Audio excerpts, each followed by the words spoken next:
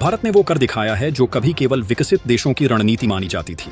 7 साल का रिकॉर्ड तोड़ते हुए भारत ने अपने विदेशी मुद्रा भंडार और सोने के भंडारण में जबरदस्त इजाफा कर पूरी दुनिया का ध्यान अपनी ओर खींचा है। जहां दुनिया आर्थिक अस्थिरता, युद्ध और डिप्लोमेटिक टेंशन से जूझ रही है, वहीं भारत चुपचाप अपनी रणनीतिक तैयारियों में जुटा हुआ है। हाल ही में भारत के फॉरेक्स रिजर्व में $7 बिलियन की जबरदस्त बढ़ोतरी दर्ज की गई है। अब भारत के पास कुल $693 बिलियन का विदेशी मुद्रा भंडार है। यह एक ऐसा आंकड़ा है जो पाकिस्तान जैसे देशों के लिए एक सपना ही रह सकता है। उनके तो पूरे राष्ट्रीय बजट का आकार भी इसके आसपास नहीं ठहरता। यह केवल आंकड़े नहीं है, बल्कि भारत की आर्थिक, रणनीतिक और कूटनीतिक दूरदृष्टि का प्रमाण है। भारतीय रिजर्व बैंक यानी आरबीआई ने इसी साल की शुरुआत से लेकर अब तक 7 सालों का रिकॉर्ड तोड़ते हुए कुल 57 टन सोना खरीद लिया है। इससे भारत का कुल गोल्ड रिजर्व 880 टन हो गया है और अब भारत दुनिया का 7वां सबसे बड़ा गोल्ड होल्डर बन चुका है।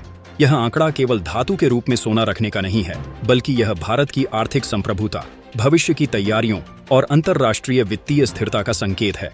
यह गोल्ड भारत की अलमारी में सजाने के लिए नहीं, बल्कि वैश्विक संकटों के समय में मुद्रा संकट से बचाने और विदेशी व्यापार को सशक्त करने के लिए खरीदा गया है। जब रूस और यूक्रेन के बीच जंग छिड़ी, ताइवान को लेकर चीन की धमकियां बढ़ीं और मिडिल ईस्ट में तनाव चरम पर पहुंचा, तब पूरी दुनिया ने देखा कि डॉलर और यूरो जैसी करेंसियां भी डगमगाने लगीं।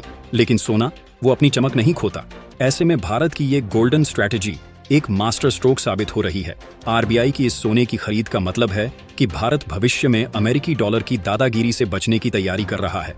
कई देश अब अपने ट्रेड में डॉलर के बजाय लोकल करेंसी या गोल्ड आधारित समझौते कर रहे हैं और भारत इस बदलाव में लीडरशिप की भूमिका निभा रहा है।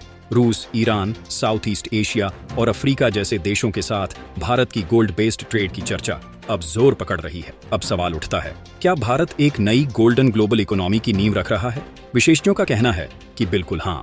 भारत के ये कदम न केवल आर्थिक ताकत का प्रदर्शन है, बल्कि यह बताने के लिए भी काफी है कि भारत अब विश्व मंच पर आर्थिक आत्मनिर्भरता की ओर अग्रसर है। सबसे दिलचस्प बात यह है कि इस पूरे घटनाक्रम में भारत ने किसी भी तरह का शोर नहीं मचाया। न मीडिया में ढोल नगाड़े बजाए, न ही वैश्विक मंचों पर तारीफ के लिए खड़ा हुआ, बल्कि उसने बिना बताए वो कर दिखाया जो चीन को करने में 28 साल लगे, भारत ने वो केवल 8 सालों में हासिल कर लिया। भारत के इस गोल्ड गेम से न केवल पाकिस्तान हैरान है, बल्कि चीन और अमेरिका जैसे आर्थिक महाशक्तियों को भी भारत की गंभीरता और तैयारी समझ में आने लगी है। जहां पाकिस्तान आईएमएफ के सामने कटोरा लेकर खड़ा है, वहीं भारत अपनी आर्थिक मजबूती से दुनिया को अपनी तरफ आकर्षित कर रहा है। गौर करने वाली बात यह है कि भारत की यह तैयारी केवल रिजर्व तक सीमित नहीं है।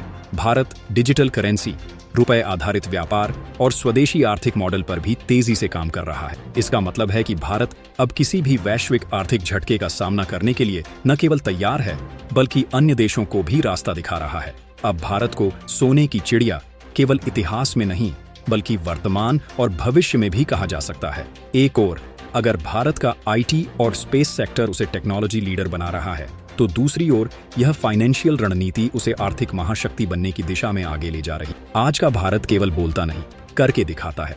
और यही वजह है कि $700 बिलियन के करीब का फॉरेक्स रिजर्व और 880 टन का गोल्ड स्टॉक अब भारत की नई पहचान बनते जा रहे हैं। ये केवल आंकड़े नहीं है, ये भारत के सपनों का आकार है और हर भारतीय के आत्मविश्वास की आवाज है। भारत की यह गोल्ड और फॉरेक्स नीति न केवल आर्थिक मजबूती का प्रतीक है, बल्कि एक दूरदर्शी राष्ट्र की तैयारी का उदाहरण भी है। ऐसे समय में जब दुनिया के कई देश आर्थिक चुनौतियों से जूझ रहे हैं, भारत अपनी रणनीति, धैर्य और चुपचाप की गई तैयारियों से नए कीर्तिमान स्थापित कर रहा है। आने वाले समय में भारत सिर्फ एक आर्थिक शक्ति नहीं, बल्कि रणनीतिक ग्लोबल लीडर बनकर उभरेगा और यह केवल शुरुआत है।